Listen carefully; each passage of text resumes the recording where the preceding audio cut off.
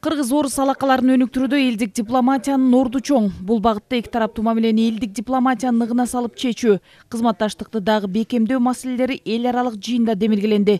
Иш-чара Кыргызстан менен Орусиянын элдер ассамблеясынын демилгеси менен уюштурулган. Бул багыттагы бирилишкен долбоорлор сунуштарды ийир отуруп түз кеңеши үчүн Орусиянын элдер ассамблеясынын төрагасы баштаган делегация келген. Максат элдик дипломатия менен тигил же бул маселеде өз ара түшүнүшүү, тил табышуу. Элдик дипломатиянын ролу абдан чоң. Бул жерден канткандагы биз Советтер Союзу жаралганга чейин Россия Федерациясы менен сүйлөшүлүп, кыргыздар элдик дипломатия негизинде ошол мамлекеттик думага барып, ошол жерге дагы депутат болуп, делегат болгон.